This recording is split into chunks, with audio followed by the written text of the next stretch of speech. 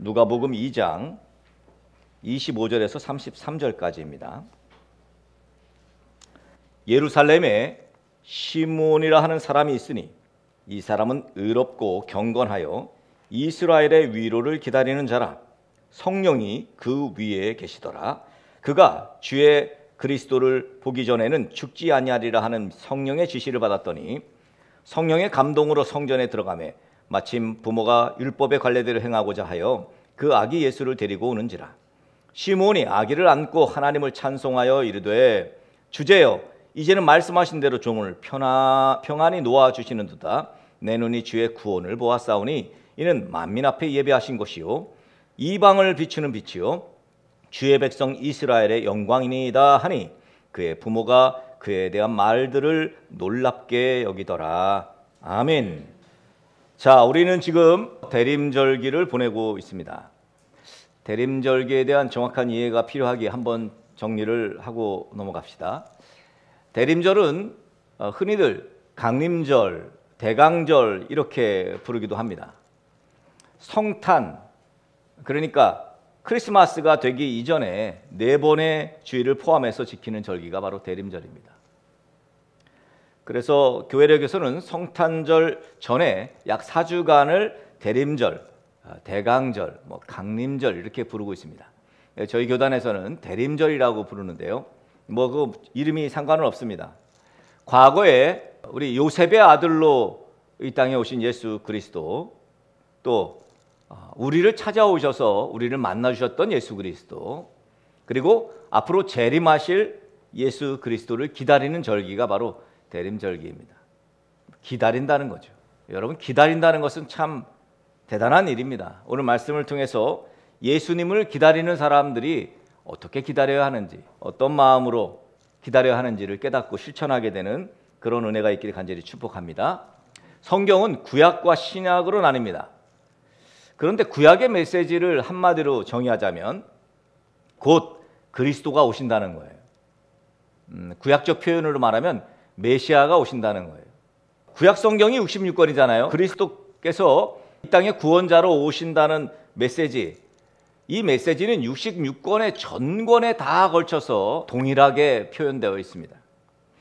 이 많은 성경의 저자들이 약 1500년에 걸쳐서 하나님의 감동에 의해서 하나님의 말씀이 기록되었는데 동일한 메시지예요. 그리스도께서 오신다는 거예요. 메시아가 오실 거라는 거죠. 자, 그렇다면 신약의 메시지는 어떤 메시지입니까? 예수님이 오셨다는 거예요. 구약에서 말씀하셨던 그 예수 그리스도, 그러니까 메시아로 오시겠다 하신 그분이 오셨다는 것이 바로 신약의 메시지입니다. 또 하나, 오셨다는 것으로 끝나지 않습니다. 그 예수 그리스도가 다시 오실 것이다 라는 것이 신약의 메시지입니다. 이 땅에 오신다고 약속하신 예수님이 그 약속대로 이 땅에 오셨고 우리를 죄에서 구원해 주셨고 십자가에 달려 죄값을 치르셨고 우리의 죄값을, 그리고 부활하셔서 하늘에 오르셨습니다. 그리고 마지막 때에 예수님이 다시 오신다는 것을 기다리고 믿고 또 그렇게 예수님 믿는 믿음의 삶으로 다시 오실 그분을 기다려라. 이것이 신약이 우리에게 주는 정확한 메시지입니다. 지금 시대를 살고 있는 저와 여러분, 아니 이 세상에 누구라도 이 진리를 바꿀 수는 없어요. 우리는 다시 오실 예수님을 기다리고 있어요. 그분의 재림을 위해서 하루하루 기다리는 사람들입니다. 그러니까 제대로 그리고 믿음으로 잘 살아야 합니다. 하나님 말씀대로 살아야 되고 하나님이 우리에게 예수 그리스도를 통해서 죄에서 구원하신 것, 그것을 믿으면서 우리는 살아야 합니다. 이 모든 것은 우리를 사랑하신 하나님 때문이죠.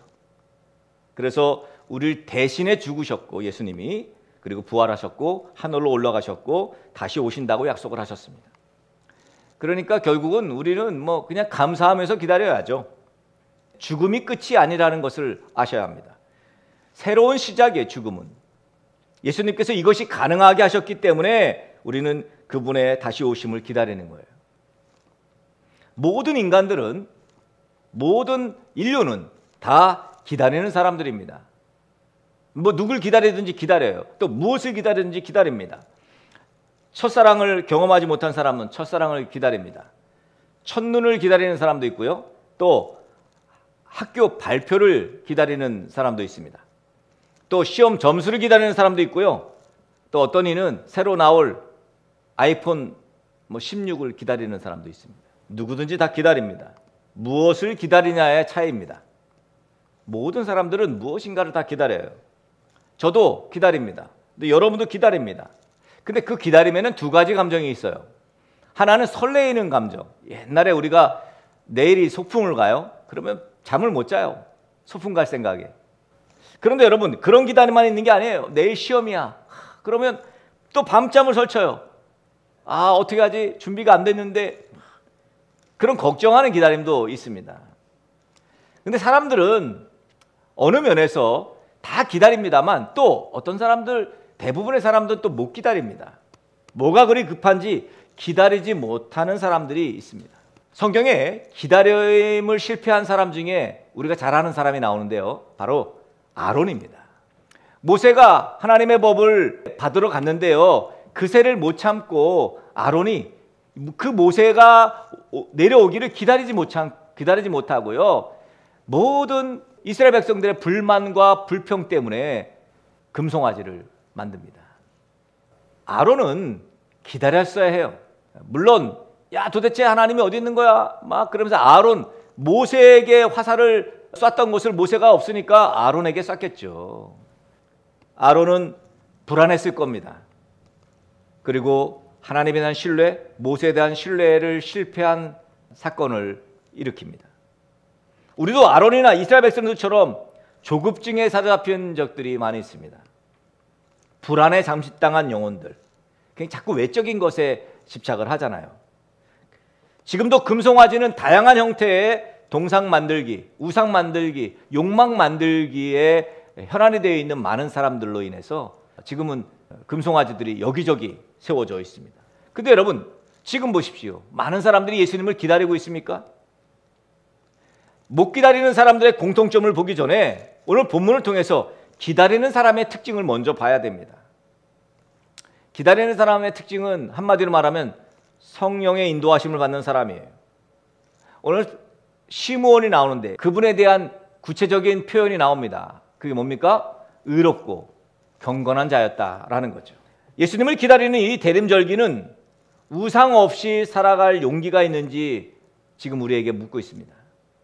눈에 보이지 않아도 예수님은 우리 곁에 계신데 우리는 우리 곁에 계신 예수를 찾지 않고 쉽게 보이는 우상들을 찾죠. 뭐 돈이라든지 명예라든지 건물이라든지.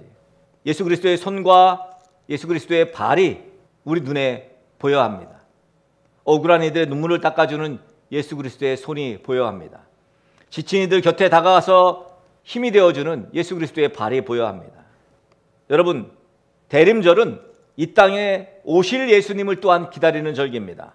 우리를 죄에서 구원해 주실 예수 그리스도. 그 기다림이 굉장히 설레이는 기다림이었어요. 근데 그분이 오셨어요. 근데 그분이 십자가에 죽으시고 하늘로 올라가시면서 다시 오시겠다고 그렇게 말씀하셨습니다. 오늘 본문에는 그리스도이신 예수님이 오시기를 기다리는 이 시므온을 통해서 이 기다림에 대한 놀라운 미학이 오늘 펼쳐지고 있습니다. 자, 먼저 시므온이 지금 살고 있는 이 땅이 어떤 땅입니까? 이 로마의 지배를 받고 있는 땅 아닙니까? 로마가 지금 유대인들, 이스라엘 사람들을 로마가 압제하고 있는 지금 시기예요. 그러니까 극단적인 사람들은 로마를 물리치자 그래가지고 말이죠. 아, 저 예수가 그 로마를 물리칠 사람이야. 이렇게 정치적인 메시아로 예수를 인식했어요. 그런 사람들이 다수였어요. 정말 악한 시대에, 로마가 집권하는 악한 시대에 지금 살고 있습니다. 자, 영적으로는 어떻습니까?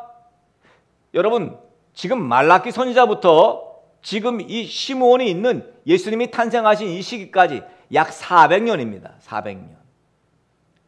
성경의 표현대로 말하면 하나님의 말씀이 들리지 않는 시기였어요. 400년 동안 선지자도 없었고 말씀을 선포해 줄 하나님의 대언자가 없었어요. 이 400년 동안 영적인 암흑기라고 말합니다. 여러분, 희망도 없는 그런 영적 암흑기에 지금 시므온은 의롭고 경건했다는 것입니다. 시므온은 이스라엘의 위로를 기다리고 있다라고 오늘 성경은 말하고 있습니다. 또 하나, 성령께서 나타나셔서 뭐라래요? 그리스도를 보기 전엔 너는 죽지 않을 거라. 여러분, 이것을 뭐라고 표현할 수 있냐면 사명이라고 할 수 있어요. 너는 그리스도를 보기 전엔 죽진 않아. 이건 뭐예요? 너에게 사명이 있어. 이런 뜻이죠. 바로 시므온입니다. 나이 많은 시므온이에요. 시므온은 성령의 감동으로 드디어 그리스도의 신 아기 예수를 만납니다. 그리고 시므온은 아기를 안고 하나님을 찬양해요. 아기 예수의 부모 요셉과 마리아는 시므온이 아기를 안고 하나님을 찬양하는 것을 보고 놀랍니다. 우리는 오늘 시므온을 통해서 기다리는 사람은 어때야 하는지를 배우게 됩니다. 먼저 지금 시므온 시대처럼 사람들이 하나님의 말씀을 들으려 하지 않는 시대를 우리는 공히 살고 있습니다. 늘 이런 영적 암흑 시대에는 의롭고 경건한 믿음의 사람들을 하나님이 사용하셨어요. 과거에도. 근데 지금도 마찬가지입니다. 여러분, 창세기 6장에 우리가 잘 아는 사람이 나옵니다. 당대의 의인이며 완전한 자라. 누구죠? 노아입니다. 노아. 창세기 6장 8절에 그러나 노아는 여호와께 은혜를 입었더라. 9절에 이것이 노아의 족본이라. 노아는 의인이요 당대의 완전한 자라. 그는 하나님과 동행하였으며 그랬어요.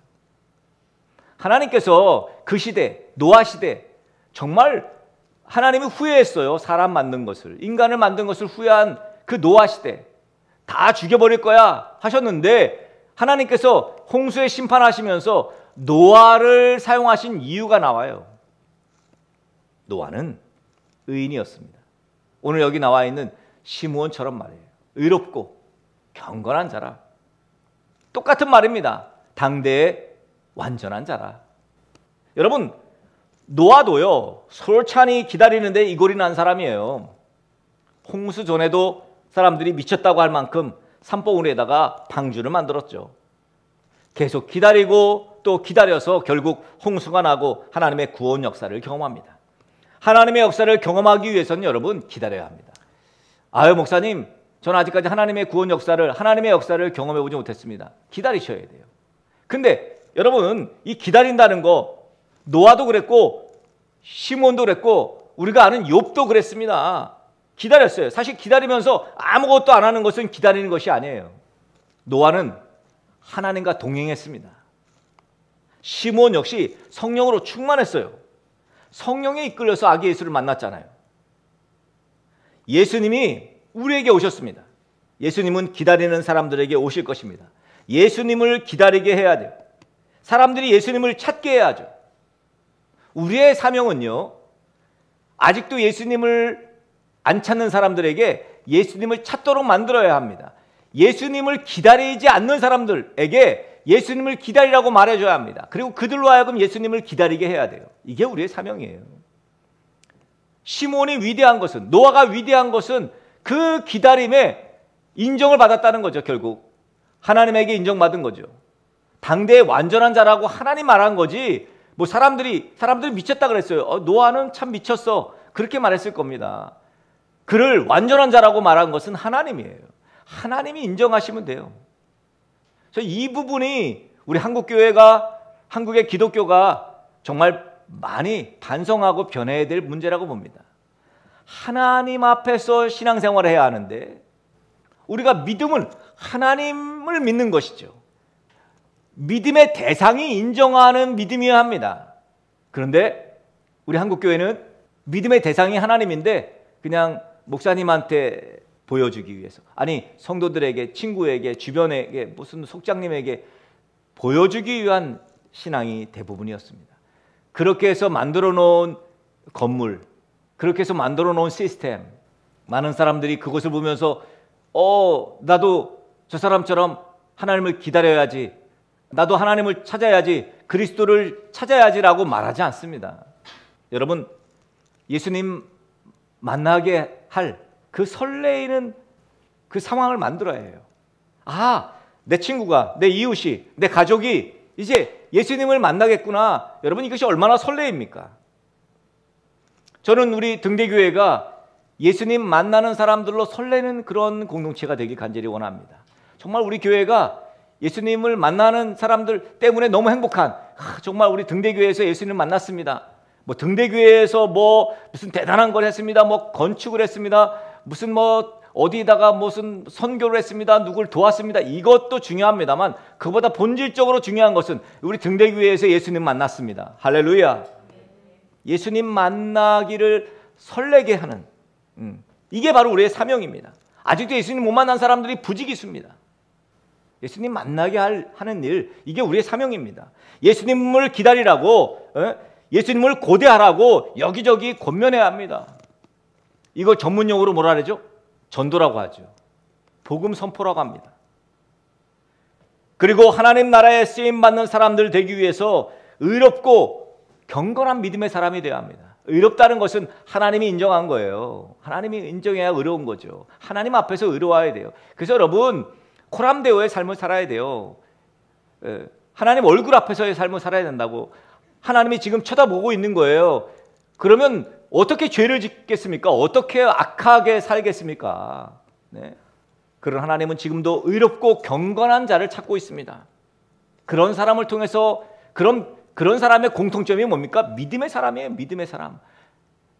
단단한 믿음의 사람. 흔들리지 않는 믿음의 사람. 하나님이 안 쓰실 수가 없어요. 우리 12월에도 하나님께서 예수님 만나게 하실 예수님을 기다리는 사람들이 많아지는, 또 이제 다가올 2024년도에도 예수님 아직도 못 만난 사람들에게 예수님을 만나게 하는 교회, 성도들 되어질 수 있기를 물 너무 사랑하시는 예수 그리스도의 이름으로 간절히 축복합니다.